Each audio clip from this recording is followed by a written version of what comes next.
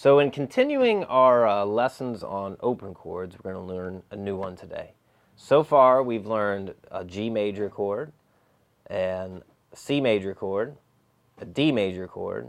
We've learned A major and E major. We've learned minor chords, E minor and A minor.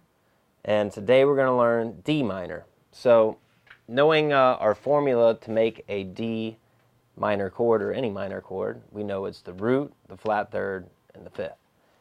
So we'll come down here to the 10th fret for our D major chord to find our intervals.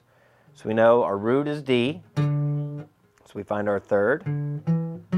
There's our third. We have to flat that, make it a minor third. So we have F as our minor third, or our flat third. Then we find our fifth, and that's A. So a D minor chord is made up of D as the root, F is the minor third or flat third, and A is the fifth. Okay, so now we'll take that up here to our first position and find those notes in a way that we can play a nice open chord.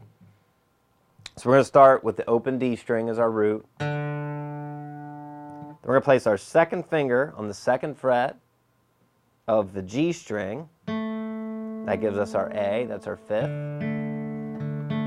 We're going to place our third finger on the third fret of the B string. That's our D. That gives us our root again. And now we're going to place our first finger on the first fret of the high E string, and that gives us our F, our minor third.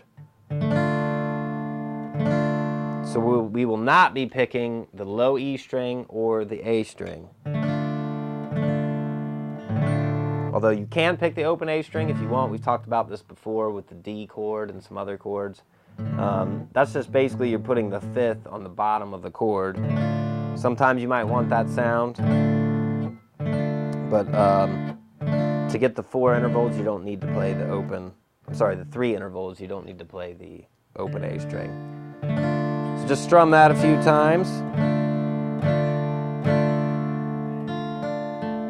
Make sure you're getting all the notes to sound out.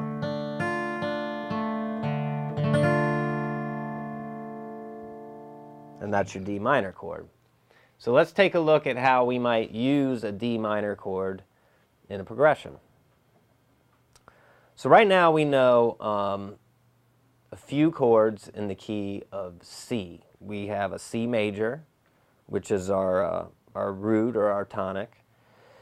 We know E minor, which is the third of C, the third chord. We know G, which is the fifth chord.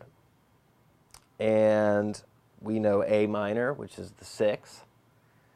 And now we know the 2, which is D. 1, 2, that's D.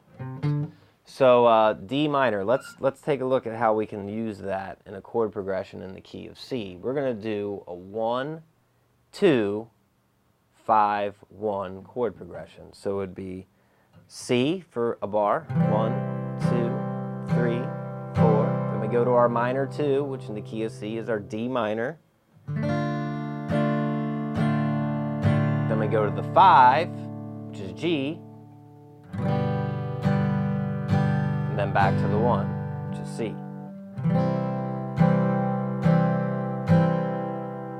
So let's just play that one time around. 1, 2, 3, 4. 1, 2, 3, 4.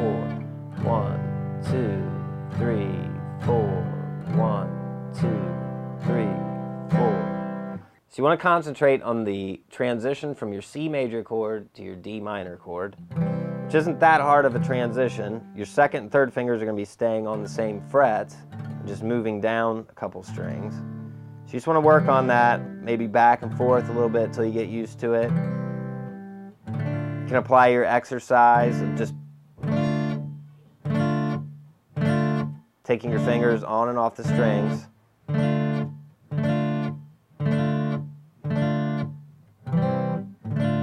Okay, so let's play the progression one more time, and you can apply a different strum pattern to it.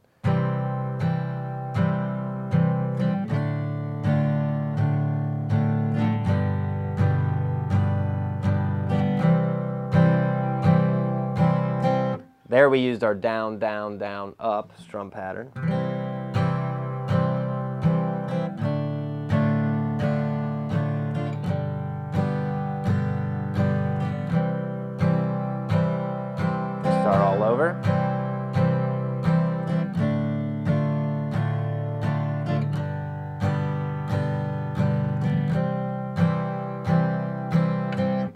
So that's the D minor chord. So take that, play around with that, try to incorporate it into some different chord progressions. You can use that in the key of C. It would be the minor 2, and that's how you want to use that. So key of C, now we know C, D, E minor, and G major and A minor. So there's a couple more chords in that key that we'll have to learn, and probably going to do that in the next lesson.